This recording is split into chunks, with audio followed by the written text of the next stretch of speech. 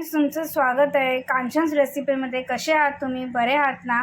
आजची नवीन रेसिपी आपली आहे, आई सांगतात। आजची आपली रेसिपी आहे काजू मसाला। त्यासाठी आपण 100 ग्राम काजू घेतले आहे, 2 टॅमॅटो घेतलेत, 1 कांदा, 3 हिरव्या मिरच्या। आता हे 100 ग्राम काजूमध्ये 50 ग्राम काजू मी सुके ठेवलेत आणि 50 ग्राम काजू मी भिजवून घेतलेत। आपण आता हे सुके घेतलेले काजू आपण बॉईल करायला ठेवूया। त्याच्यावर हा कांदा बॉईल करूया।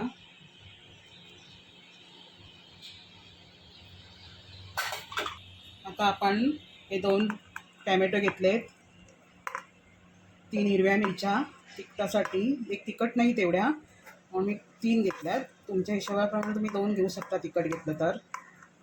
जिरं घेतलं 1 चमचा, त्याची आपण ग्रेव्ही करून घेऊया। छान का?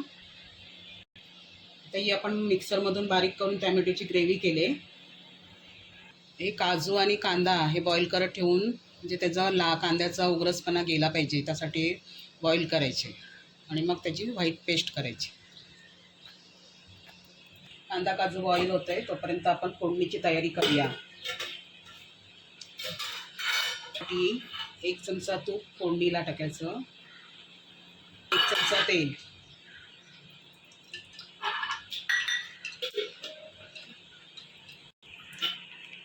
तुपामध्ये तेजपत्ता, शहाजिरं, 2 लवंग, 2 दालचिनी, मसाला वेलची,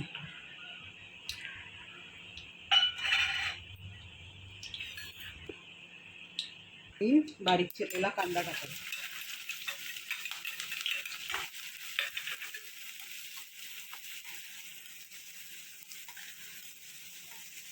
कांदा आता थोडा ब्राऊन होत चालला आहे। आपण मगाशी केलेली टॅमॅटो प्युरी, टॅमॅटो मिरची प्युरी टाकूया।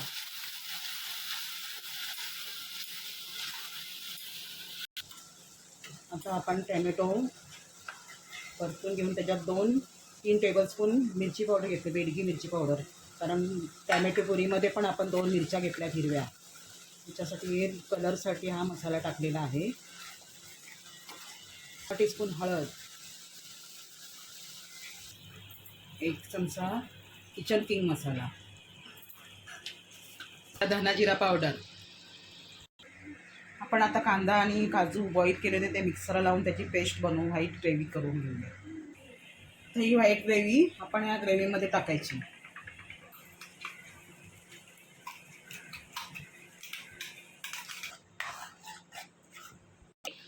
तर म्हणजे मिक्सरच्या भांड्यात पाणी मिक्स करून धुवून ते ह्याच्यामध्ये ग्रेव्हीमध्ये टाकायचं पाहिजे। पाणी कितपर्यंत ग्रेव्ही पाहिजे ते आपल्या अंदाजानुसार आपण करायची।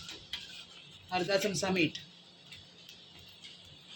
तर ही ग्रेव्ही तयार आहे। त्याच्यामध्ये भिजवलेले काजू आपण 50 ग्राम भिजवत ठेवले होते, ते काजू आपण त्याच्यात टाकूया। ही 3 माणसांसाठी ग्रेव्ही पूर्ण झाली। काजू मसाला,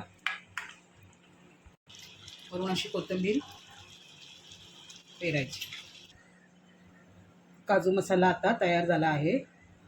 तुम्हाला फ्रेंड्स, आपली काजू मसाला तयार झाली आहे, तर या प्लीज खायला तुम्ही पण, आणि तुम्ही पण करून बघा। आम्हाला नक्की सांगा कमेंट्समध्ये। आम्ही आता लवकरच येऊ नवीन रेसिपीसोबत। थँक्यू।